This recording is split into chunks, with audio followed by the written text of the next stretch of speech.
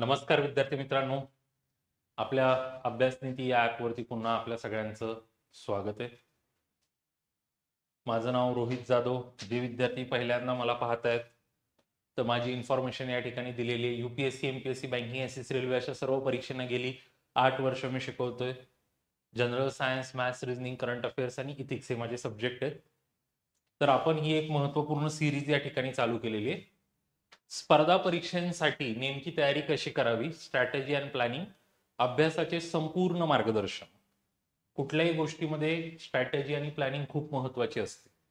तुम्ही स्पर्धा परीक्षेची तयारी करायला सुरुवात केली तर फक्त पुस्तकं विकत आणली, अभ्यासाला बसलं म्हणजे अभ्यास होतो अशातली गोष्ट नसते. तर त्यासाठी त्याच्यामधलं प्रत्येक पॉईंट तुम्हाला माहीत पाहिजे. नेमकं कसं वाचायचं, कशा नोट्स काढायच्या, दिवसभरात किती सब्जेक्ट करायचे. तर ह्या सगळ्या गोष्टींबद्दल आपण ही सिरीज चालू केलेली. तर त्यामध्ये आपण ऑलरेडी काही लेक्चर्स घेतलेले आहेत, तुम्ही ते पाहिले असतील. पहिलं लेक्चर आपण घेतलं की दिवसभराचं टाइम टेबल कसं बनवायचं, किती तास अभ्यास करायचा. म्हणजे आपलं बाकीचं आयुष्य पण चालू असलं पाहिजे त्याबरोबर. फक्त स्पर्धा परीक्षेमध्ये स्वतःला पूर्णपणे झोकून दिलं, बाकी काहीच माहित नाही असं नको व्हायला. मग एक प्रॉपर प्लॅनिंग, 8 तास 10 तास किती तास तुम्हाला स्टडी करायचं, कसं करायचं त्याबद्दलचं आपण ते प्लॅनिंग बघितलं.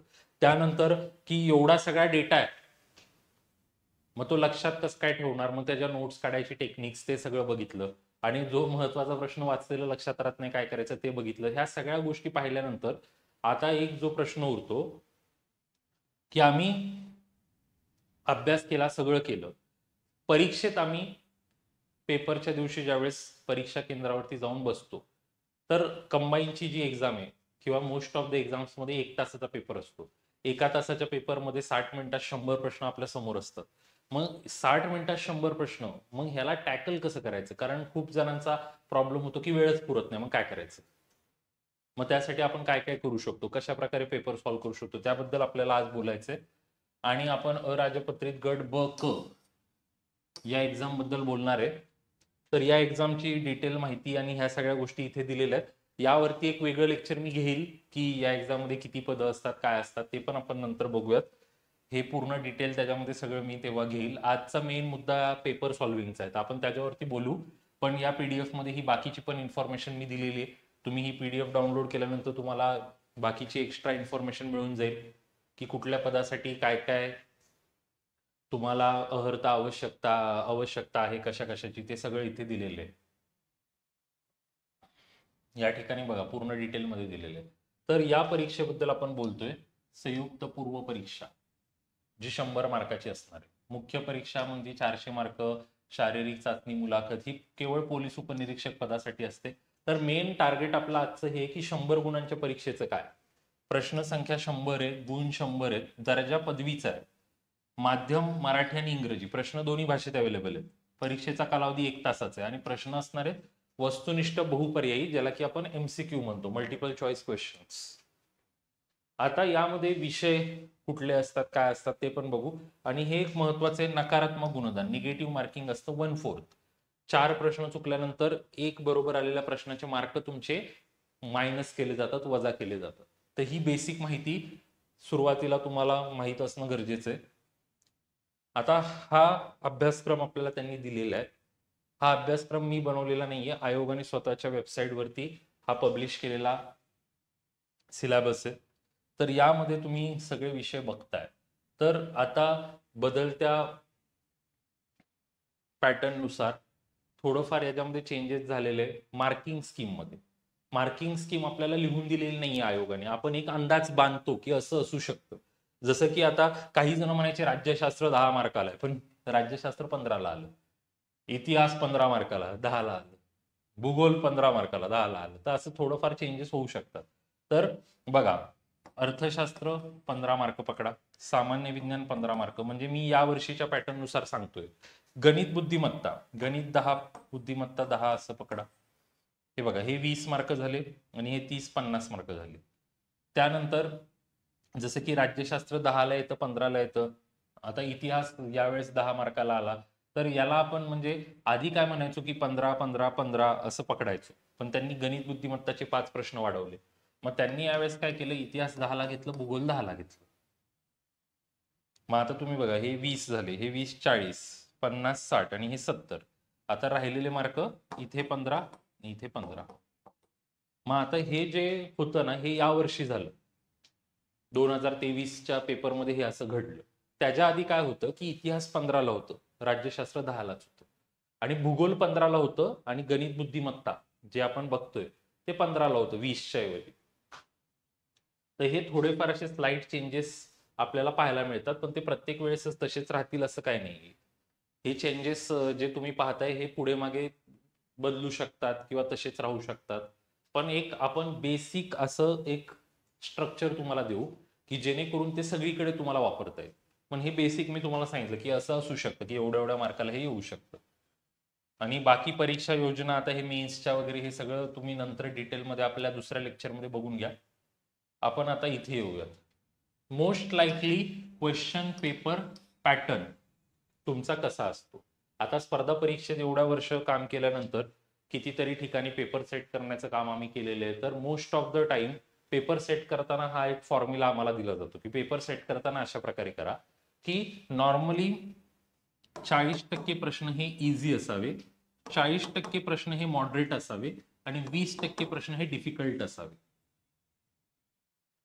100 मार्काच्या पेपरमध्ये 40% प्रश्न इझी स्टेट बोर्डशी रिलेटेड बेसिक असावे, म्हणजे जास्त त्याच्यासाठी 15वी केलेल्या मुलाला जास्त अभ्यास करायची गरज नाही लागली पाहिजे. प्रॉपर जर त्यांनी स्टेट बोर्ड्स आणि सगळं त्याचं व्यवस्थित असेल तर तो आरामात हे प्रश्न सॉल्व्ह करू शकतो. हे मॉडरेट प्रश्न थोडेसे टफ असतात, ज्याला उपयोजनात्मक क्वेश्चन्स म्हणजे आपण ऍप्लिकेशन बेस्ड क्वेश्चन म्हणू शकतो. आणि 20% क्वेश्चन हे डिफिकल्ट असतं. डिफिकल्ट म्हणजे इन द सेन्स काय की कधी कधी आउट ऑफ द बॉक्स वेगळाच प्रश्न टाकला बाहेरचा की जे सिलेबसमध्ये वगैरे नाहीये, किंवा करंटचा कुठला तरी एकदम अवघड टाकला. समजा 2024चा पेपर तुम्ही देताय आणि करंट आलं 2021चं किंवा 22चं, जे म्हणजे आता काही मुलांना तेवढं नसेल येत, तर हे असे 20% क्वेश्चन हे बाहेरचे टाकले जातात. ही स्पर्धा परीक्षा आहे म्हणून हा असा पेपर सेट केला जातो. कारण जर याच्यात 100 पैकी 100 प्रश्न सोपे टाकले, सगळ्यांना 95 मार्क, सगळ्यांना 98 मार्क, मग काढायचं कोणाला आणि घ्यायचं कोणाला हा प्रश्न उपस्थित होईल.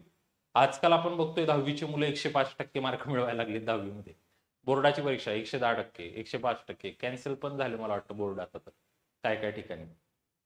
मग तुम्ही लक्षात घ्या की स्पर्धा परीक्षेमध्ये तसं नसतं. स्पर्धा परीक्षांमध्ये कट ऑफ जर आपण बघितला तर 100 पैकी कट ऑफ हा नॉर्मली काही झालं तरी 40-45च्या वरती जातो, 50-55, कधी कधी 60च्या रेंजमध्ये जातो. काही काही वेळेत 65ला पण पोहोचेल, पण 72 cut off, 88 cut off, 94 cut off अजूनपर्यंत गेलेलं नाही. काही जण म्हणतील गेलाय पोलीस भरतीला गेलाय. आपण इथे ज्या परीक्षेची गोष्ट करतोय ती वेगळी परीक्षा आहे, गट ब क. एक्झाम्स वेगळ्या असतात, कट ऑफ वेगळे असतात. एकदम ड लेवलची परीक्षा असेल सोपी तर त्याच्यामध्ये 100 पैकी 98ला पण कट ऑफ जाईल.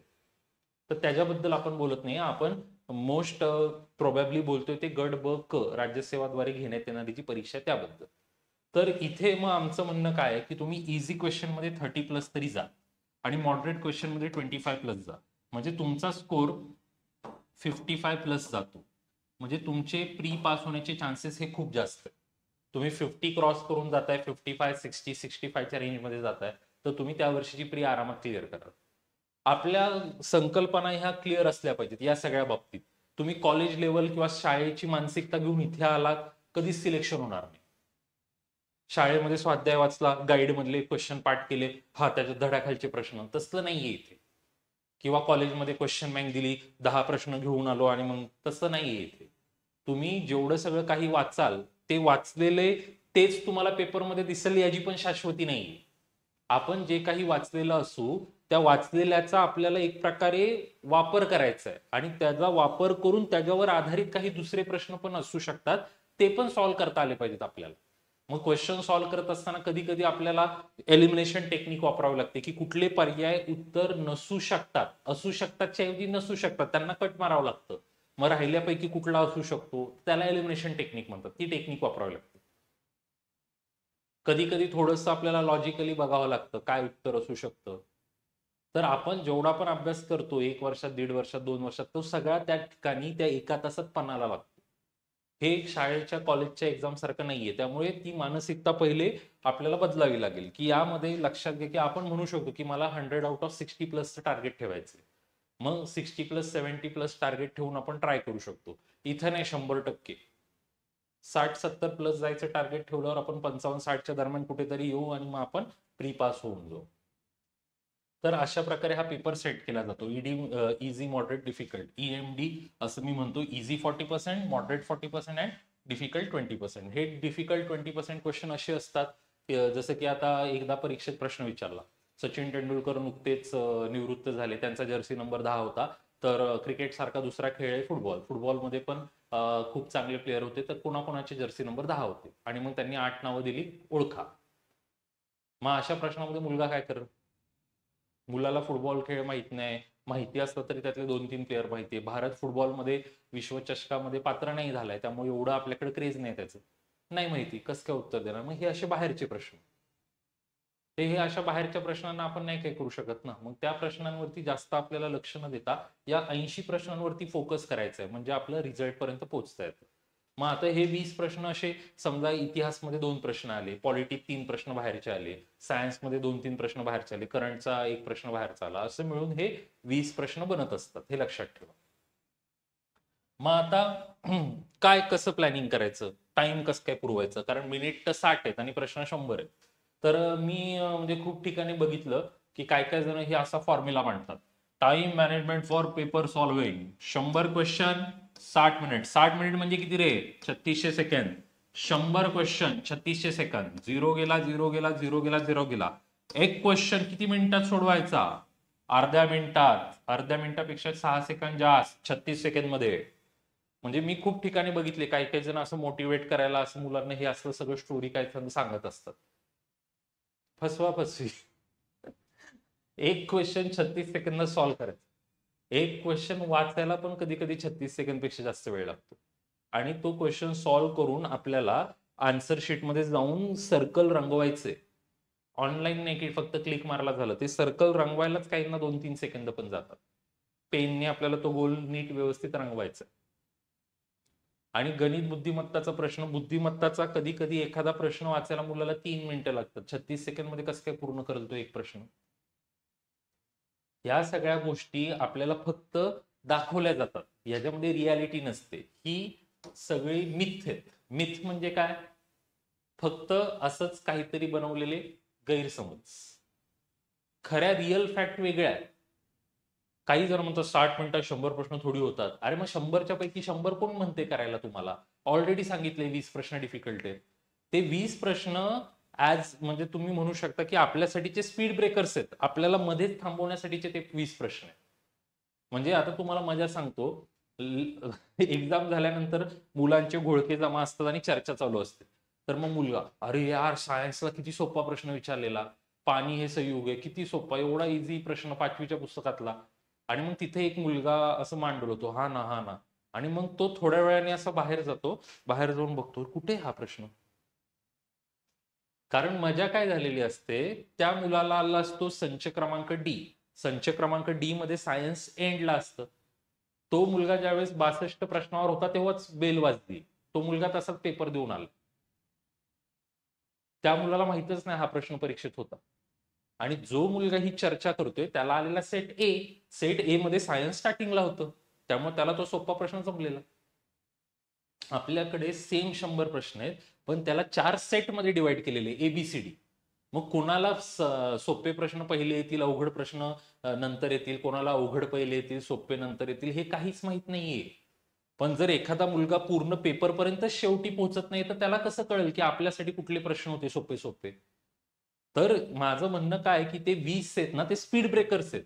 आता समजा एखाद्याच्या पेपरमध्ये स्टार्टिंगला 15 प्रश्न गणिताचे आले, अडकला तो. एक गणित करायला त्याला 3-4 मिनिट लागतात.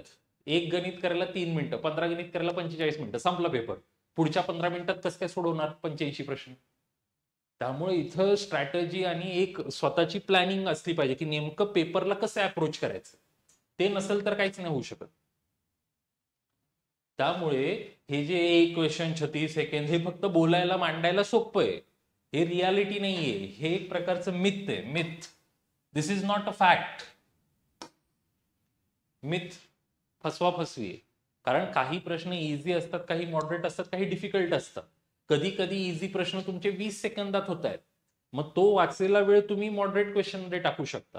एखादा क्वेश्चन, आता मी म्हंटल 100 क्वेश्चन 60 मिनिट, मी आधीच या 100ला उडवलं, मी म्हंटल नाही मला 80च करायचे, मग मला अजून टाइम जास्त मिळाला. मी जर म्हंटल मला 80 क्वेश्चन 60 मिनिटात करायचे, तर इथे जर भाग द्यायला जर आपण गेलो, इथे 80 घेतलं आणि इथे 3600 घेतलं, 1-0 गेला 1-0 गेला, 8ने भाग दिला, 8 चोक 32, 8 45, 45 सेकंद झाले.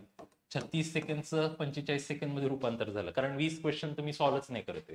मी पेपरमध्ये फक्त 80 प्रश्न सॉल्व्ह करणार आहे, कारण 20 प्रश्न मला आधीच माहिती आहे स्पीड ब्रेकर आहे, मी कशाला मध्येच माझा स्पीड थांबवू पेपरचा. त्यामुळे अडथळ्यांना मी तिथे न थांबता अडथळे पार करून निघून जाणार, मग मला 45 सेकंद मिळतात. आणि जसं मी म्हटलं की इझी क्वेश्चन माझा 10-12 सेकंदात झाला, 20 सेकंदात झाला, मग त्याचे वाचलेले 25 सेकंद मी अवघड प्रश्नात टाकणार. म्हणजे कुठलाच असं या ठिकाणी आपण म्हणू शकतो की डिसाइडेड नाहीये किंवा टेम्पलेट नाही की एक क्वेश्चन 45 सेकंड मध्ये होतो, दुसरा पण 45 मध्ये, असं नाहीये. एखादा क्वेश्चन 20 सेकंदात होईल, एखाद्याला 1.5 मिनिट लागेल. मग ते मॅनेजमेंट जमलं पाहिजे की इझी मॉडरेटचं कसं टाइमचं प्लॅनिंग करायचं, मग ते कसं जमवायचं, त्यासाठीच मी इथे उपस्थित आहे तुम्हाला हे सगळं सांगायला. आता या ठिकाणी आपण तेच बघणार आहे, what is a good attempt, आणि मग हे कसं मॅनेज करायचं.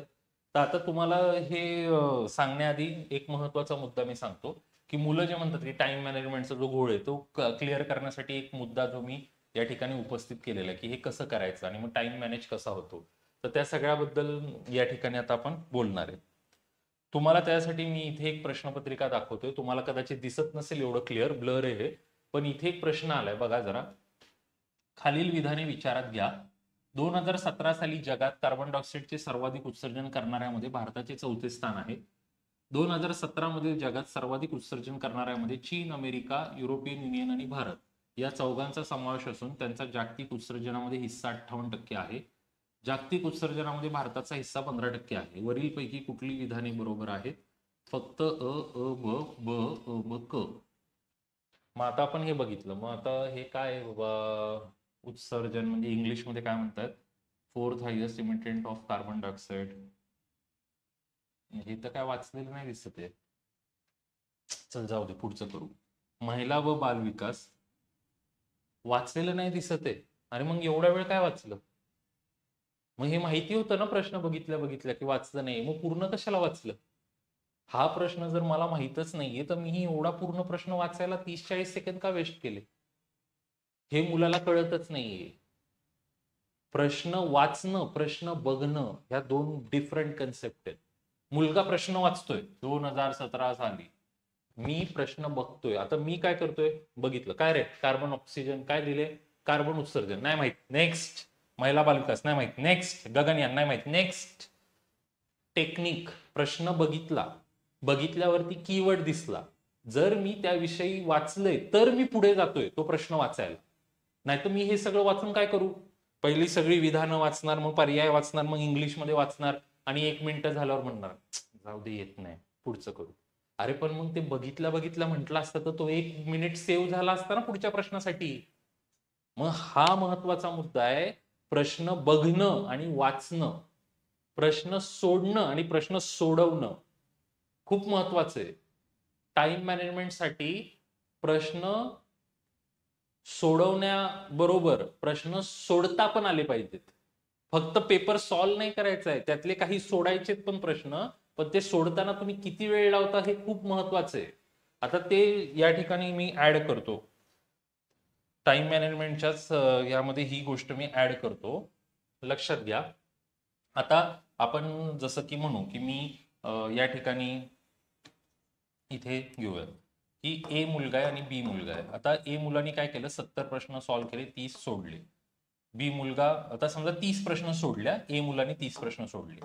एक प्रश्न सोडायला तो काय करतोय, 40-50 सेकंद घालवतोय, प्रश्न वाचतोय आणि नंतर सगळं वाचलं, नाही येते नाही येते सोडू आपण.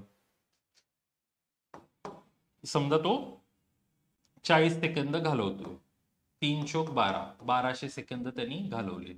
कशासाठी घालवले 1200 सेकंद त्यांनी? प्रश्न सोडून द्यायला. आता मी 30 प्रश्न सोडले, एक प्रश्न सोडायला मी किती वेळ घालवतोय, चुटकी वाजवायचा वेळ 2 सेकंद, मी 2 सेकंद घालवतोय, मला किती वेळ लागला, 60 सेकंद. मी 30 प्रश्न किती वेळात सोडले 60 सेकंदात, आणि त्या मुलाने 30 प्रश्न सोडायला किती वेळ घेतला? 1200 सेकंद. 1200 सेकंद म्हणजे किती मिनिट? 20 मिनिट. बघा, 1200 सेकंद 60 ने जर भागलं तर 20 मिनिट. म्हणजे तो मुलगा 20 मिनिटं प्रश्न वाचून ते सोडवायला घालवतोय का सोडायला घालवतोय? प्रश्न सोडायला तो 20 मिनिटं वाया घालवतोय, आणि मग त्याला पेपर सॉल्व्ह करायला 40 मिनिटं बिचाऱ्याकडे. मी एका मिनिटामध्ये जे येत नाही ते सोडून दिलं. माझ्याकडे 59 मिनिट आहेत पेपर सॉल्व्ह करायला. आता दोन मुलांना आपण बसवलं, एकाला दिले 40 मिनिटं, एकाला दिले 59 मिनिटं. कॉमन सेन्स 59 मिनिटावाला जिंकण्याचा चान्स जास्त आहे, कारण त्याच्याकडे वेळ जास्त असल्याने तो योग्य विचार करू शकतो. घाई गडबड होणार नाही त्याच्याकडनं. आपलं एक वाक्य असतं, येत होतं पण घाईमध्ये चुकीचं आन्सर क्लिक झालं, येत होतं पण घाईमुळे चुकीच्या आन्सरला गोल केलं. अरे मग घाई होईलच ना टाइमपास केला तर. पहिलेच टाइमपास रोखला तर नंतर घाई नाही होणार, नंतर आरामात सगळे प्रश्न उत्तर सॉल्व्ह होतील. त्यामुळे प्रश्न सोडवण्याबरोबर प्रश्न सोडता पण आला पाहिजे. मी वाचतोय, समजा आता मी इतिहासाचं काहीतरी करतोय, इतिहासाचं करत असताना नाव आलं सविनय कायदेभंग, येतंय वाचलं. पुढे नाव काहीतरी वेगळं आलं 1857, नाही येते सोडलं. म्हणजे दिसतंय आपल्याला, दिसल्यावरती लगेच सोडून द्यायचं, वाचण्यात वेळ नाही वाया घालवायचा. आता मी गणिताचं क्वेश्चन सॉल्व्ह करतोय, तिथं दिसलं ट्रेन. मला माहितीये की आयुष्यात मला ट्रेन कधीच जमलं नाही. मी 10 वर्ष शाळा केली, नंतर कॉलेज केलं, ट्रेन कधीच नाही जमली. मग त्याच दिवशी त्याच वेळी मला कशी काय ट्रेन जमेल? कशाला मी टाइमपास करू? ट्रेनचा क्वेश्चन वाचून सॉल्व्ह बिल करायची, टाइमपास करायचा, आणि नंतर मग पर्याय बघायचं, एक पण पर्याय नाही जुळते, मग रडायचं 10 मिनिटं वेस्ट झालं. मग आपल्याला इथे समजलं पाहिजे की आपल्याला हे कळलं पाहिजे की कोणते क्वेश्चन सोडायचे आणि कुठले सोडवायचे. एखाद्या प्रश्नाच्या मागे माणूस लागतो, त्या प्रश्नाच्या नादात त्याचा सगळा वेळ निघून जातो, आणि 5-10 मिनिटं इथे जर तुमचे एका प्रश्नामागे गेले की तुमचा पेपर गेला. कारण अटेम्प्ट कमी झाला म्हणजे पेपर गेला, म्हणजे 1 वर्ष वाया, मग परत नेक्स्ट इयर यायचं. असं नाही ना की वर्षात 4-5 वेळा चान्स आहे, एकदा नाही झालं तर दुसऱ्यांदा होईल. वर्षात एकदाच चान्स आहे कंबाईनची परीक्षा द्यायचा, आणि तो चान्स गेला की मग संपलं, पुढे काहीच नाही होऊ शकत. त्यामुळे या गोष्टींचा खूप विचार करा. मी इथे जे पण बोलतोय एकदम प्रॉपरली सगळ्या गोष्टीचा विचार करा की सर जे बोलतात ते खरंय खोटंय. तुम्ही जर आधी कधी पेपर दिले असतील तर तुम्ही हे अनुभवलं असेल, जर नसेल दिलं तर तुम्हाला वाटेल हे काय सांगतायत. ज्यांनी एक्झाम दिली ना त्यांना जाऊन विचारा, ते सांगतील तुम्हाला काय होतं ते. किंवा तुम्ही एखादा पेपर घ्या आणि टाइम लावून सॉल्व्ह करायला बसा, आणि मग कळेल तुम्हाला काय होतं. आयोगाचाच पेपर घेऊन बसा, मग तुम्हाला कळेल काय होतं कसं होतं. तर हा टाइम मॅनेजमेंटमध्ये हा एक महत्वाचा नियम आहे की प्रश्न सोडत असताना तुम्ही प्रश्न वाचण्याऐवजी प्रश्न बघूनच ठरवा की हे वाचायचा पुढे का नाही वाचायचा. त्याच्यामुळे मग काय होतं, एक्स्ट्राचा टाइमपास क्वेश्चन वाचण्याचा आपला वेळ वाचतो, आणि जे मेन येतंय ते आपल्याकडनं सॉल्व्ह होऊन जातं. आता हा जो प्रश्न आपण म्हणत होतो की गुड अटेम्प्ट काय असतं, तर आपल्याकडे वेगवेगळ्या प्रकारचे विद्यार्थी असतात, वेगवेगळ्या माइंडसेटचे. तर इथे मी 3 नावं दिली आहेत, एबीसी. तर आता ए ने अटेम्प्ट केलेत 52 प्रश्न, बी ने केलेत 80, आणि सी ने केले 96. आता हा जो ए व्यक्ती आहे तो कोण आहे? ए व्यक्ती हे मोस्ट प्रॉबेबली कधी कधी फर्स्ट अटेम्प्ट वगैरे वाले पण असतात. तर काही काही असं एकदम तुम्ही म्हणू शकता की एकदम केअरफुल अप्रोच, घाबरत, करू का नको, नको चुकला तर, करू का नको, असं एकदम रडत रडत, एकदम फुल कॉन्फिडन्स लेवल 0 असते, लो कॉन्फिडन्स, घाबरत असतात, येत असलं तरी घाबरत असतात. मग अशा लोकांकडनं काय होतं, अटेम्प्टच कमी होतो. 52 अटेम्प्ट केला, पण या लोकांची अॅक्युरेसी चांगली असल्यामुळे क्वेश्चन 44 राईट आले. रॉंग कमी होतात, कारण यांनी फक्त जे येते तेच करायचा प्रयत्न केला असतो. पण आता इथे काय झालं, 8 प्रश्न चुकले. 8 प्रश्न चुकले तर निगेटिव्ह मार्किंगच्या हिशोबाने 1/4 निगेटिव्ह मार्किंग आहे, म्हणजे 2 मार्क त्याचे कमी झाले, म्हणजे त्याला फायनल स्कोर आला 42. तर 42 मार्कवरती त्याला कुठली प्री क्लिअर नाही करता येणार, म्हणजे तो बाहेर झाला परीक्षेमध्ये. आता सी नावाचं आहे, तर खूप खूप लोक कधी कधी फर्स्ट अटेम्प्ट वाले असतात, किंवा काही लोक असतात की मित्र देतोय म्हणून मी पण फॉर्म भरतो, सेंटरवर एकत्र जायला मिळेल म्हणून असे फॉर्म भरणारे असतात, ते येतात एक्झाम मध्ये, चल काय सी ए काय बी ए काय ए, कारण त्यांना माहित असतं असंच द्यायचं, झालं तर झालं नाही तर नाही. आणि ते लोक असं रंगवत असतात, वॉर्निंग बेल होते, वॉर्निंग बेल झाली की प्रश्नपत्रिका बाजूला ठेवतात, आन्सर शीट घेतात, ठिपके जोडा, रांगोळी, आणि मग बाहेर कॉलर उडवत, बाहेर चर्चा, किती अटेम्प्ट केला, 60च झाले रे, 72च झाले, 96, 98 अटेम्प्ट. हे लोक त्या दिवशी अशी कॉलर उडवतात, आणि ज्या दिवशी रिझल्ट येतो ना त्या दिवशी ही लोक गायब असतात. नाहीतर मग कोणी जर यांना पकडलंच तर मग एक कारण यांच्याकडे असतं, यावर्षी फिक्स होतो पास, 96 अटेम्प्ट केलेला. पण काय झालं, चुकून 22चं उत्तर 23ला लिहिलं गेलं आणि त्याच्या खालची सगळी उत्तर चुकली, नाहीतर फिक्स सिलेक्ट होतो. हे त्यांचं वाक्य, हे लिहून घ्या तुम्ही, हे वाक्य तुम्हाला ऐकायला मिळेल. एका प्रश्नाचं उत्तर वरखाली झालं त्याच्यामुळे सगळे पुढचे प्रश्न चुकले, त्यामुळे रिझल्ट गेला. मग ही ती मुलं आहेत, म्हणजे हवेत उडणारी अशी एकदम, डर के आगे जीत, आपण ऐकून आलोय आणि ऐकून आलोय, मग हे सगळं होतं त्यांच्या बाबतीत. कारण ओव्हर ऍक्टिंग पण नाही चालत. तुम्ही जास्तच सॉल्व्ह करायच्या नादात स्वतःच्या पायावर धोंडा माराल. आता ह्यांनी काय केलं, 96 सॉल्व्ह केले, 56 राईट होते याचे. कारण जास्त सॉल्व्ह केल्यावर कधी कधी तुक्के पण लागतात त्याच्यामध्ये, 56 राईट. पण याचं काय झालं, रॉंग आले 40 रॉंग आल्यामुळे त्याचे 10 निगेटिव्ह गेले. 10 निगेटिव्ह गेल्याने स्कोर आला 46, गेला बाहेर. कारण कट ऑफ 50+ आहे. आणि हेच जर त्याचे निगेटिव्ह नसते गेले तर तो 50च्या वरती असताना सिलेक्ट झाला असता, जर त्यांनी अटेम्प्ट प्रॉपर केला असता तर. त्यामुळे कधी कधी नाही, नेहमीच अति तेथे माती, लहानपणी सगळ्यात पहिले शिकवलेली गोष्ट. अति केली शेवटी मातीमध्ये रूपांतरित होणारच. आणि मग हा आहे बॅलन्स अप्रोच. किती अटेम्प्ट केले रे, 80. मुलं म्हणतात ना what is good attempt. What is good attempt हे असं काही लिहिलेलं नाहीये कुठल्या पुस्तकात की एवढाच अटेम्प्ट करा. पेपरनुसार अटेम्प्ट बदलतात. खूप अवघड पेपर असेल तर 60-62 पण खूप चांगला अटेम्प्ट असतो, आणि सोपा पेपर असेल तर 80-85 अटेम्प्ट पर्यंत जायला पाहिजे. माझ्या मते तरी 70 ते 80चा अटेम्प्ट हा चांगला अटेम्प्ट असतो. तुम्ही या पर्सनला बघितलं, 68 राईट आले त्याचे, 12 चुकले, म्हणजे मॉडरेट स्वरूपात राईट आले, चुकले पण. चुकल्यामुळे 3 मार्क कमी झाले, 68 मधून 3 मार्क कमी झाले, 65 झालं, आरामात सिलेक्ट. कट ऑफ लागले 52-58, हा 65 आहे. समजा ह्याचे अजून 4 चुकले, 16 चुकले, 16 चुकले इथे 64 असते, मग 16 म्हणजे 4, 64 गेले, 60चा स्कोर आला असता. म्हणजे या पद्धतीचा व्यक्ती जर आपल्याकडे असेल, पर्सन बी, तर त्याचे सिलेक्शनचे चान्स जास्त असतात. म्हणजे तो काय जास्त पण तुक्के मारत नाहीये, जास्त पण रिस्क घेत नाहीये, आणि एकदम लपून पण नाही बसत की अटेम्प्टच एवढा कमी करून येतोय की कट ऑफ 53 अटेम्प्टच 52 करून आलाय. म्हणजे आन्सर की यायच्या आधी, रिझल्ट यायच्या आधीच हे लोक फेल आहेत. म्हणजे एवढा पण कमी अटेम्प्ट नका करू की तुम्ही स्वतःला काही चान्सेस देणार नाही. तर अटेम्प्ट असा बॅलन्स असावा. बॅलन्स जर तुम्ही असाल तर तुम्हाला पोस्ट मिळणार.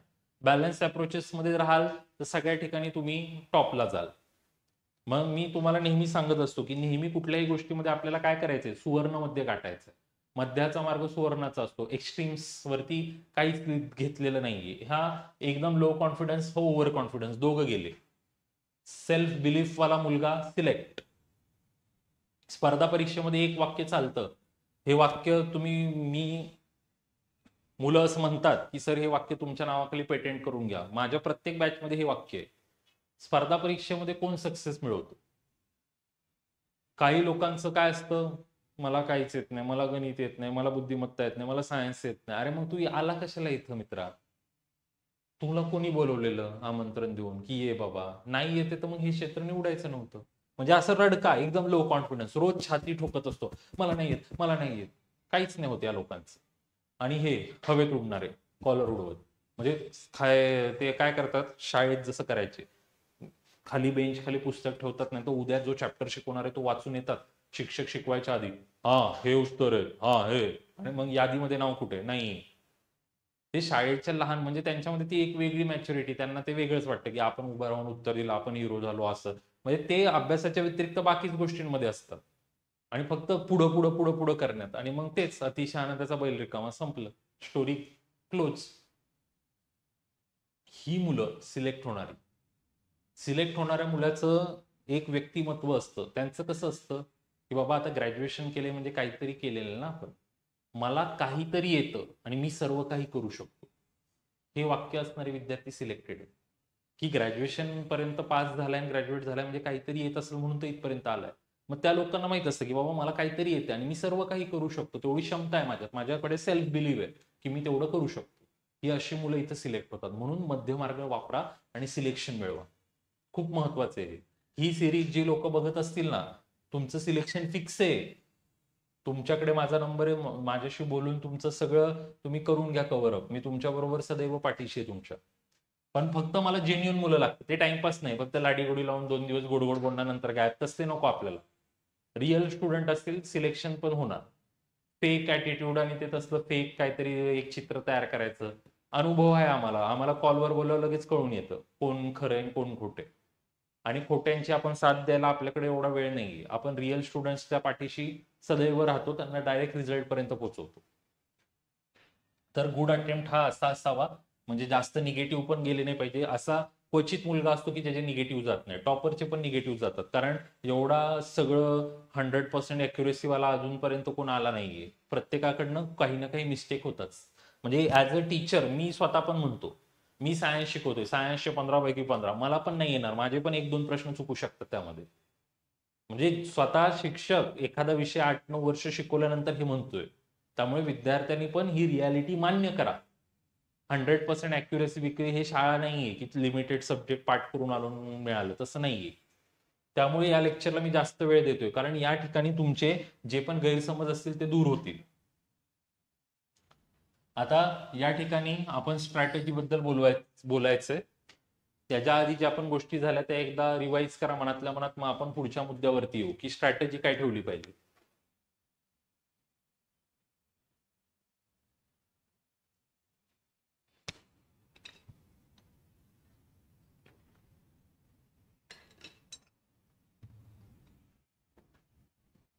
आता इथे आपण लिहिलेलं जे दिसतंय, आता 2022 पर्यंत या पद्धतीने पेपर यायचा. 23ला जे चेंज झाले की हिस्ट्रीमध्ये 15च्या ऐवजी 10 आले, जिओग्राफीमध्ये 15च्या ऐवजी 10 आले, सायन्स 15च होतं, इकॉनॉमिक्स हेच होतं, इथे 10च्या ऐवजी 15 झाले, करंटचे 15च होते, पण मॅथ्स रिझनिंगमध्ये 20 झाले. तर हा चेंज 2023 मध्ये झाला. मग आता हा चेंज पुढे कंटिन्यू राहील का आधीसारखं परत होईल, या बाबतीत कोण शाश्वती देऊ शकत नाही, म्हणून मी दोन्ही या ठिकाणी लिहिलेले. आता या ठिकाणी बघा मी काय केलंय, 60 मिनिटाचे 3 राऊंड केलेले, 30, 20, 10. जसं आता मी क्रिकेटचा फॅन असल्यामुळे क्रिकेटच्या सगळ्या गोष्टींचं या ठिकाणी पण मी तसाच पद्धतीने एक प्लॅन केलाय की क्रिकेटमध्ये कसं असतं की बाबा पहिले थोडा पॉवर प्ले पण असतो आणि विकेट टिकवून खेळा, नंतर मध्ये इनिंग बिल्ड करा आणि शेवटी पॉवर प्ले एकदम तोडून रन मारा. त्या पद्धतीने एक राऊंड वाईज प्लॅन केलेला आहे. तुम्हाला बघा पटते का? आणि हा प्लॅन बघा. आता खूप लोक काय करतात, हे लेक्चर बघतात आणि परीक्षेच्या शेवटच्या दिवशी जाऊन हा यस सरांचा प्लॅन वापरू, असं नसतं. हा प्लॅन तुम्हाला प्रॅक्टिस टेस्ट सिरीज मध्ये वापरून बघावा लागेल. आणि तुम्ही प्रॅक्टिस करत असताना ज्यावेळेस हा प्लॅन वापरता, हा प्लॅन वापरून तुम्ही प्रॅक्टिस टेस्ट सिरीज सॉल्व्ह करता, तेव्हा तुम्हाला कळतं की हा प्लॅन वर्क होतोय, कुठे चुकतंय, कुठे कमी जास्त होतंय. त्यानुसार तुम्ही त्याच्यामध्ये चेंजेस करू शकता आणि मग नंतर तुम्ही तो फायनलला अप्लाय कराल त्यावेळेस तो परफेक्ट अप्लाय होतो. आपल्या प्लॅटफॉर्मवर म्हणून टेस्ट सिरीज पण आहेत, खूप सारे टेस्ट सिरीज आपल्या प्लॅटफॉर्मवर आहेत, तुम्ही त्या परचेस करून घेऊ शकता. आणि टाइम साईडला टाइम चालू असतो, त्यामुळे टाइमच्या लिमिटमध्ये सॉल्व्ह करायची प्रॅक्टिस तुमची होऊन जाईल. दोन्ही भाषेत, मराठी इंग्लिशमध्ये विथ एक्सप्लेनेशन सगळं अवेलेबल आहे, त्यामुळं काही प्रॉब्लेम नाही, सगळं तुम्हाला त्या ठिकाणी मिळून जातं.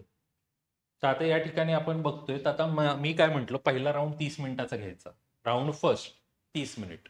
आता ह्या 30 मिनिटाच्या राऊंडमध्ये काय करायचं, 30 मिनिटाच्या राऊंडमध्ये सगळ्यात पहिले गणित बुद्धिमत्ता सोडून बाकी प्रश्नांकडे वळू. गणित बुद्धिमत्ताचे 20 प्रश्न बाजूला ठेवा. गणित बुद्धिमत्ताची 20 प्रश्न बाजूला ठेवून बाकी प्रश्नांकडे जायचं. आता पहिला सब्जेक्ट समजा माझ्याकडे हिस्ट्री आहे, तर हिस्ट्रीला मी बघणार टेक्निक काय, प्रश्न बघायचा. बघितल्यावर आता मी इथे ना चिन्ह वापरलंय बघा, बरोबरचं, गोलचं आणि फॉल्सचं. आता इकडे बघा, हा प्रश्न क्रमांक 1 आहे, 2 आहे, 3 आहे, 4 आहे, 5 आहे. मी पहिला प्रश्न बघितला, काय लिहिले, गव्हर्नर जनरल, येतंय, वाचला, सॉल्व्ह केला. दुसरं काय लिहिलेलं आहे, बंगालची फाळणी, कन्फ्युजन आहे थोडंसं, गोल केला. तिसरं येते, चौथं येते, पाचवं चले जाव चळवळ, नाही येते, नाही येते मग चले जाव, कशाला टाइमपास करायचं. 6वा प्रश्न, 7वा प्रश्न, नाही येते, 7वा कन्फ्युजिंग. तर मी ही चिन्ह घेतलेली आहेत की मला ज्या प्रश्नाबद्दल कन्फ्युज असतं मी त्याला सर्कल करतो, जो प्रश्न मला येतोय मी त्याला सॉल्व्ह करून राईट करून टाकतो. आणि जो प्रश्न मला येतच नाहीये, मी त्या दिवशी पहिल्यांदा त्याबद्दल वाचले, तर त्या प्रश्नाला मी क्रॉस करत असतो. तर ही माझी टेक्निक आहे. तुम्हाला दुसरे कुठली चिन्ह वापरायची ती वापरा, पण ही माझी चिन्ह आहे. बरोबर राईट, कन्फ्युजिंगला गोल आणि नाही येते तर चुकीचं. तर आता मी काय केलं, हिस्ट्रीला पहिले सिलेक्ट केलं. तर हिस्ट्रीमधले समजा मला 5च येत आहेत, 5 येत आहेत, 3च्या बाबतीत मी कन्फ्यूज आहे आणि 2 प्रश्न मी त्या दिवशी पहिल्यांदा पाहिले. जॉग्राफीमध्ये मी गेलो, जॉग्राफी मला सोप्पा होता, तर जॉग्राफीमध्ये मला 7 आले. 7 पण जरा जास्त होईल, अतिशयोक्ती होईल, 6च आले. आणि 2 समजा मला येत आहेत पण कन्फ्युजिंग आहे. हिमालयाचा काहीतरी प्रश्न आहे, 4 वाक्य आहेत, मला कन्फ्यूज होते म्हणून मी वाचलं नाही, नंतर करू म्हणून ठेवून दिला. आणि 2 प्रश्न मी पहिल्यांदा बघितले त्या दिवशी. जनरल सायन्स, आता एखादा तरी विषय तुमचा स्वतःचा असतो. आता जनरल सायन्स समजा माझा विषय मला चांगला येतोय, तर जनरल सायन्समध्ये समजा मला 10 आले 15 पैकी, जास्त नाही 10 घेतले मी. किंवा तुम्हाला वाटत असेल नाही नाही एवढे तर नाही येणार, 9 घेऊ आपण, चला 9 आले मला, 9 आले. आणि समजा आपण बघूयात की 3 प्रश्न मला कन्फ्युजिंग वाटतात आणि 3 प्रश्न मी पहिल्यांदा बघतोय, म्हणजे आउट ऑफ द बॉक्सच आहे, बाहेरचे. इकॉनॉमिक्स समजा मला थोडं हार्ड जाते, तर इकॉनॉमिक्समध्ये मला 7च मार्क आले. आणि समजा मी 4 प्रश्नामध्ये कन्फ्यूज आहे आणि 4 प्रश्न मी पहिल्यांदा बघतोय, कारण इकॉनॉमिक्स अवघड असल्यामुळे मला खूप टफ गेलं असं मानतो मी. त्यानंतर पॉलिटीचा अभ्यास माझा चांगला झाला होता, समजा पॉलिटीमध्ये पण मला 8 मार्क आले. 8, 4 कन्फ्युजिंग आणि 3 मला कळलेच नाही. करंट अफेअर केलं, करंट अफेअर माझं बऱ्यापैकी चांगलं होतं, तर करंट अफेअरमध्ये मला 10 मार्क आले. करंटमध्ये 10 आले. 3 प्रश्न प्रेडिक्शनवाले, म्हणजे हे मी सॉल्व्ह नाही केले, तर हे फक्त मी गोल केलेले, हे मी सॉल्व्ह केलेले प्रश्न आहेत आणि हे मी सोडलेले प्रश्न. तर आता पहिल्या 30 मिनिटामध्ये मी हा राऊंड कंप्लीट करायचा प्रयत्न करेल. मग सर हे शक्य आहे का? आता इकडे जरा बघा, 5, 6, 11, 9, 20, 20 आणि 10, 30, 38 आणि 7, 45. म्हणजे मी 45 क्वेश्चन सॉल्व्ह करायचं ट्राय करतोय 30 मिनिटात. मी तुम्हाला म्हटलं ना 80च्या 80 सॉल्व्ह करा, जे येत आहेत ते. जर मी वर्षभर अभ्यास करतोय, दिवस रात्र 2 वर्ष मी अभ्यास करतोय, तर मला 45 प्रश्न नाही येणार का पूर्ण पेपरमध्ये? 45, जास्त अपेक्षा नाही केली, 40-45. तर मी काय केलं की हे प्रश्न पहिल्यांदा बघितलेले आहेत म्हणून यांना सोडूनच दिलं. 2 आणि 2 4, 4 आणि 4 8, 9 10, 11 12 13 14 15 16. तर हे 16 प्रश्न मी डायरेक्ट क्रॉस मारून सोडून दिले, की बाबा कधीच नाही बघितले, सोडून दिले.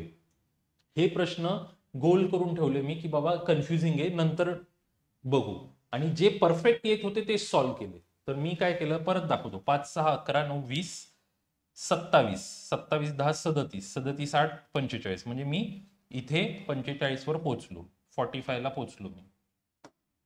आणि हे कन्फ्युजिंग वाले प्रश्न 3 आणि 2 5,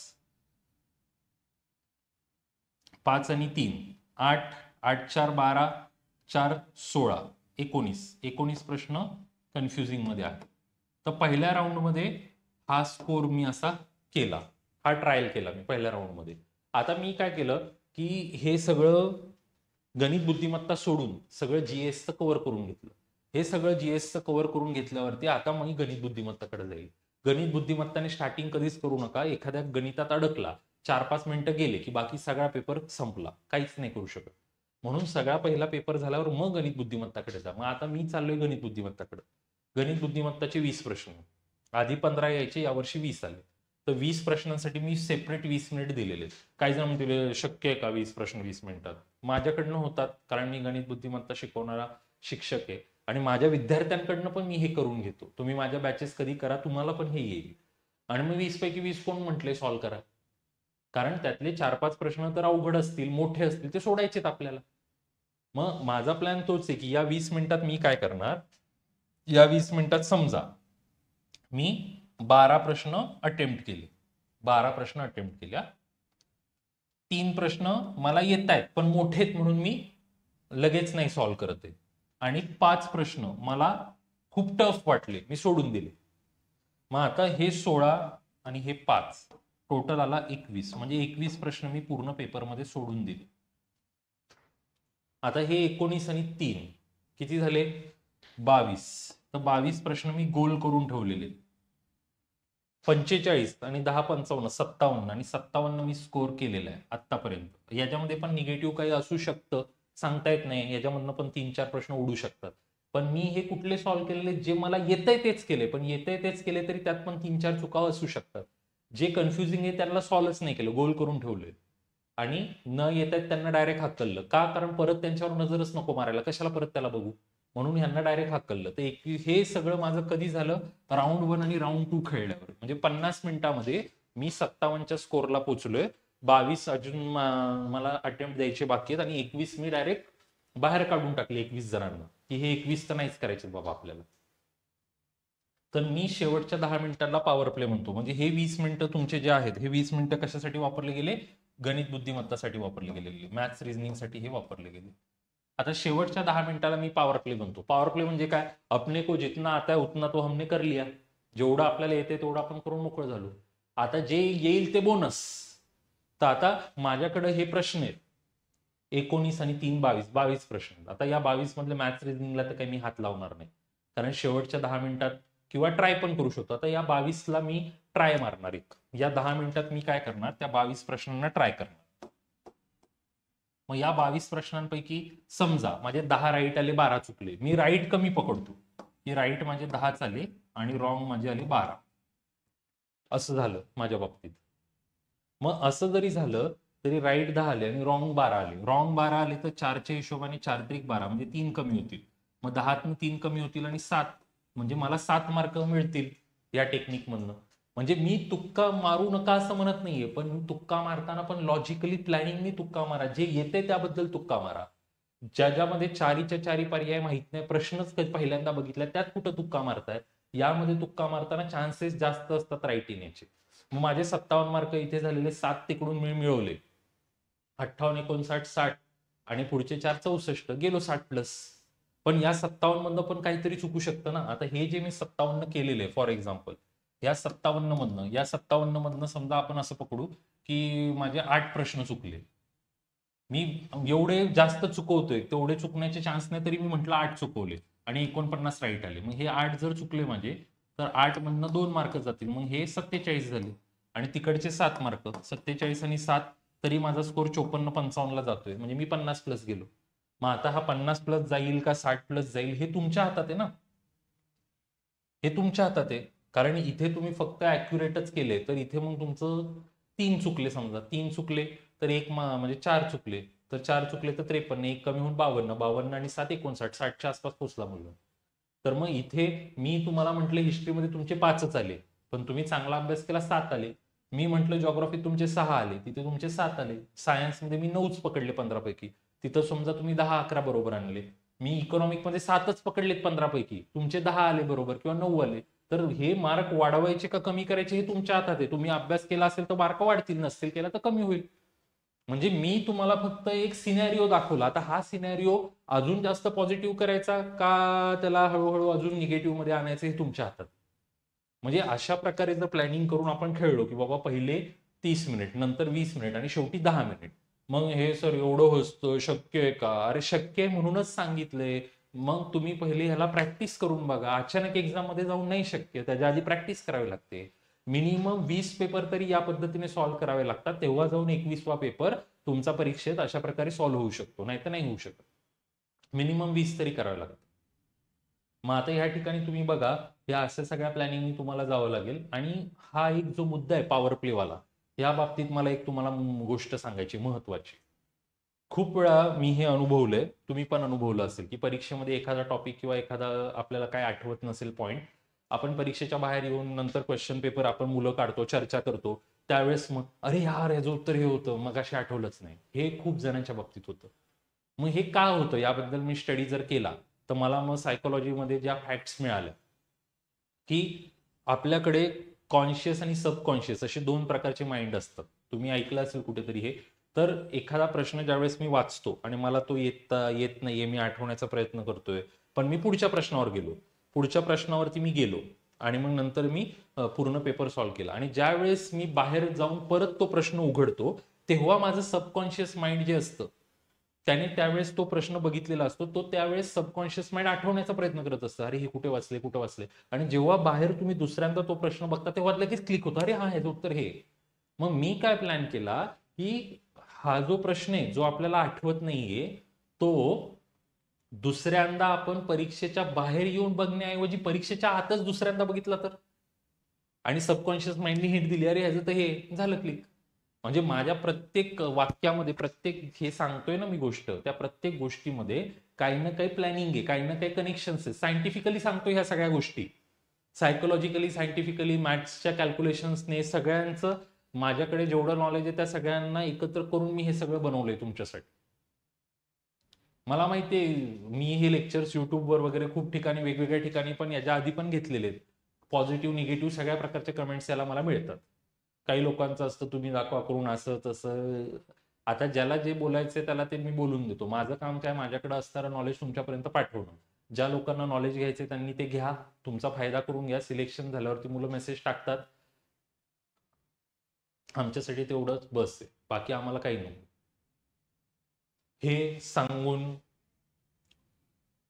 तुम्हाला यामधनं मला कुठल्याही प्रकारचं मिसगाईड करायचंय किंवा काय, माझा दुसरा कुठलाही हेतू नाही याच्यामध्ये. मला जेवढं तुम्हाला वाटलं की अशा प्रकारे आपण मॅनेज करू शकतो, जसं मी सांगितलं. आता आधीच्या वर्षीच्या लेक्चर्समध्ये फक्त चेंज काय होते की इथे 10-10च्या ऐवजी 15-15 प्रश्न होते आणि गणित बुद्धिमत्ताला 15 होतं आणि वेटेज इकडे थोडंसं चेंज होतं. मग आपण 20 मिनिटात 15 प्रश्न गणित बुद्धिमत्ताचे घ्यायचं होतं, थोडंसं फक्त ते चेंज झालेले, त्याच्यामध्ये काय बाकी फरक नाहीये. मग हे स्केलेटन घेऊन एखादा माणूस गट ब किंवा क च्या प्रीला उतरला, सिलेक्शन. जिथे जिथे तुम्हाला अशा प्रकारचे पॅटर्न आहेत त्या सगळ्या परीक्षांमध्ये हे पॅटर्न तुम्ही ऍज इट इज लागू करू शकता. तर एवढं सगळ्या गोष्टी सांगितल्यानंतर मला नाही वाटत कोणाचे काय डाऊट असेल. एखादा खूपच नवीन विद्यार्थी असेल तर त्याला पहिल्या प्रयत्नात समजणार नाही तर तुम्ही 2 वेळा लेक्चर बघा. लेक्चर बघायला तर काय मर्यादा नाही, अनलिमिटेड टाइम्स तुम्ही बघू शकता. आणि पेपर पॅटर्न आणि ह्या सगळ्या गोष्टी पहिले बघून घ्या. प्रश्नपत्रिका, मूळ प्रश्नपत्रिका तुम्ही तुमच्या बाजूला ठेवा आणि मी काय बोलतोय ते समजून घ्या. काहींना ते माहित नसतं म्हणून मी मुद्दाम लेक्चरच्या सुरुवातीला ते पण सांगितलं. कुठले कुठल्या टॉपिकचे किती प्रश्न येतात वगैरे ते पण मी घेतलं, नाहीतर मग मुलगा अजूनच कन्फ्यूज झाला असता. आता ह्याच्यामध्ये मुलांचा, आता हे प्रश्नपत्रिका वगैरे हे आहे, तुम्ही बघू शकता. या ठिकाणी अजून मी शेवटी एक मुलांचा अजून एक प्रश्न घेणार आहे. ते म्हणजे काय असतं की सर, हे आन्सर शीटमध्ये आपण आन्सर्स भरत असताना कसं करायचं, म्हणजे सगळे पहिले प्रश्नपत्रिकेवर सॉल्व्ह करून घ्यायचे आणि नंतर मग शेवटी इथं भरायचे. तर मग ते शेवटी इथं भरायचे तसं केलं ना, मग ते मुलांचं जे असतं ना, की चुकून माझ्याकडनं 21चा प्रश्न 22ला गेला आणि मग सगळं चुकलं, मग तसं व्हायचा चान्स जास्त आहे की एकाच्या नादात सगळं चुकायचं. मग सर एक एक करू का, एक झालं सॉल्व, एक झालं रंगवलं, एक झालं, मग त्याच्यामध्ये वेळ जातो इकडून तिकडे इकडून तिकडे करण्यामध्ये. मग नेहमी काय असतं, मध्यमार्ग. सगळे एकत्र पण करू नका आणि एक एक पण टाइमपास करू नका. आता इथे आयोगाने आपल्याला बघा 5-5चे ब्लॉक दिलेत, मग आपण पण तसं करू. 5-5 सॉल्व्ह करून भरत जाऊ किंवा 10-10 करून भरत जाऊ. पहिले 5 मी सॉल्व्ह केले, चला ए ला रंगवलं, बी ला रंगवलं, सी नाही येते, हे डी रंगवलं, ई हे येते केलं, हे केलं, हे आलं, हे नाही येते, हे नाही येते, हे आलं. म्हणजे 5-5च्या ग्रुपने किंवा 10-10च्या ग्रुपने करा, म्हणजे चुकण्याचा चान्स नाही. एखादा जरी चुकला तर त्याचा परिणाम इतर शीटवर होणार नाही तुमच्या. आणि हे रंगवत असताना प्रॉपर गोल करणं गरजेचं आहे, कारण हे शीट्स जे आहेत ह्या माणूस नाही तपासत की तो म्हणेल की थोडा गोल अर्धाच आहे, बाजूला गेलाय. आपल्याकडे जसं झेरॉक्स मशीन असते जसे स्कॅनर टाईप असतात, तर स्कॅन केले जातात ह्या. आणि त्याच्यामध्ये एक असा पॅटर्न असतो, जसं की असं हे पॅटर्न असणार आणि मग त्या पॅटर्नवरती हे पॅटर्न मॅच करून बघतात किती गोल मॅच होतात, मग त्यानुसार राईट किती, रॉंग किती. त्याच्यावरती पण मी एक शॉर्ट व्हिडिओ बनवला होता की कसं स्कॅनिंग आणि ह्या सगळ्या गोष्टी घडतात. तो असेल तर तो पण मी शेअर करेल तुम्हाला दाखवायला. आणि खूप अशा गोष्टी आहेत की बाबा काही जण मग ते लहान मुलासारखं, माझं नवीन पेपर, नवीन पेन पाहिजे, माझा नवीन पेपर आहे, मग नवीन पेन घेऊन जाणार. मग त्याची नीट प्रॉपर नाही, मग ते नीट हे करता येत नाही, क्वेश्चन पेपर फाडला. तसं नका करू. अरे तुम्ही जो पेन आधी वापरलाय खूप वेळा, 4-5 दिवस वापरून, म्हणजे किंवा आधी वापरलाय, ज्याच्यामध्ये शाई पण आहे आणि वापरलाय, तर ते त्याची नीप रुळलेली असते. मग त्यामुळे तुम्हाला गोल करायला प्रॉब्लेम येत नाही, तुम्ही डायरेक्ट असं सर्कल करू शकता. पण नवीन पेन घेऊन गेला तर थोडंसं गोल करायला प्रॉब्लेम, म्हणजे हे हे तर नंतरचे फॅक्टर आहेत. मेन तर पहिले अभ्यास आहे, अभ्यासाव्यतिरिक्त हे फॅक्टर दुय्यम आहेत. प्राथमिकता अभ्यासाला देणं गरजेचं आहे. त्यामुळे सगळ्यात पहिले मी गायडन्समध्ये अभ्यासाचे लेक्चर घेतले, नंतर हे शेवटी लेक्चर घेतले. टाइम टेबल कसं बनवायचं, नोट्स कशा काढायच्या, वाचलेलं लक्षात राहत नाही काय करायचं, पेपर कसं सॉल्व्ह करायचं, सगळं झालं. आता अभ्यासाचा योग्य मार्ग कसा असावा, डायरेक्शन टू सक्सेस काय असावी, त्याबद्दल पण एक सेशन मी घेणार आहे. आणि मग अशा प्रकारे पूर्ण गायडन्स सिरीज आपली होऊन जाणार आहे. आणि डायरेक्शन टू सक्सेस मध्ये लाईव्ह सेशनमध्ये तुम्ही तुमचे क्वेश्चन्स पण मला विचारू शकता. तुम्हाला या ज्या व्यतिरिक्त अजून काय पाहिजे माझ्याकडनं, कारण हे सगळं गायडन्स तुम्ही बघितल्यानंतर ते लेक्चर असेल. मग तुम्ही त्या लेक्चरमध्ये मला सांगू शकता की काय तुम्हाला अजून एक्स्ट्राची गायडन्स पाहिजे. आणि मग राज्यसेवेचा पेपर कसा सॉल्व्ह करायचा, राज्यसेवेमध्ये पण तुम्ही याच पद्धतीची प्लॅनिंग थोडीशी बदलून वापरू शकता. राज्यसेवेमध्ये एक एक्स्ट्रा बेनिफिट काय की 120 मिनिट आहे 60 मिनिटाच्या ऐवजी. आणि गणित बुद्धिमत्ता तुम्हाला जीएसच्या पेपरमध्ये नसतं, तर जीएसची स्ट्रॅटेजी वेगळी, सीसॅटची वेगळी. त्याच्यासाठी एक वेगळी सिरीज मी घेऊन येणार राज्यसेवावाल्यांसाठीची. तुम्ही ह्याचा पण वापर करून त्या ठिकाणी पण थोडीशी प्लॅनिंग करू शकता मिळती जुळती. तुमच्या काय क्वेरी असतील तर चॅटमध्ये तुम्ही मला सांगू शकता. आणि जसं की मी म्हटलं, जास्तीत जास्त विद्यार्थ्यांपर्यंत शेअर करणं खूप महत्त्वाचं आहे. कारण यातनं तुम्हाला फायदा झालाय, तर हा फायदा तुम्ही दुसऱ्यांपर्यंत पोहोचवा. जेवढे जास्त विद्यार्थी आपला ॲप डाउनलोड करतील, तेवढ्या पटापट पटापट न्यू फीचर्स आपले अनलॉक होतील आणि आपल्याला न्यू न्यू बॅचेस या ठिकाणी क्रिएट करता येतील. करंट अफेअरची मोस्ट अवेटेड बॅच तर आपली स्टार्ट होणारच आहे. त्याचबरोबर टेस्ट सिरीज पण आपली लॉन्च होणार आहे, ज्यामध्ये सगळ्या टेस्ट सिरीज तुम्हाला 700 टेस्ट सिरीजची आपली एक आहे. तर सगळ्या टेस्ट सिरीज तुम्हाला उपलब्ध करून देईल मी, चॅप्टर वाईज, सब्जेक्ट वाईज, प्रीच्या, मेन्सच्या सगळं आपल्याकडं अवेलेबल होणार आहे. स्टेप बाय स्टेप सगळ्या गोष्टी तुमच्यासाठी मी करतो. तर आता मला वाटते सगळ्या क्वेरीज सगळ्यांच्या कंप्लीट झालेल्या आहेत. एक फायनल जाता जाता एक टचअप घ्यावा असं म्हणतोय मी. चला, फायनल टचअप एकदा तुम्हाला घेऊन देतो की काय काय सांगितलं आपण याच्यामध्ये.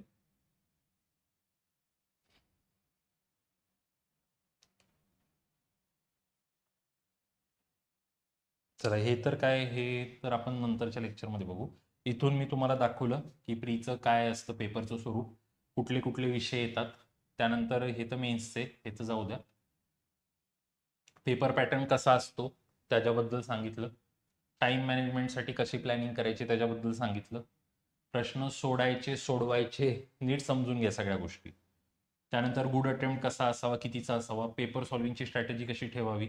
आणि मग शेवटी मग हे सांगितलं की आन्सर शीट भरत असताना काय करायचं. याच्या व्यतिरिक्त काय एक्स्ट्रा सांगायची मला काही गरज नाही वाटत आहे. तरी तुम्हाला काय पॉईंट्स वाटत असतील तर मला विचारा, त्याबद्दल पण आपण बोलूया.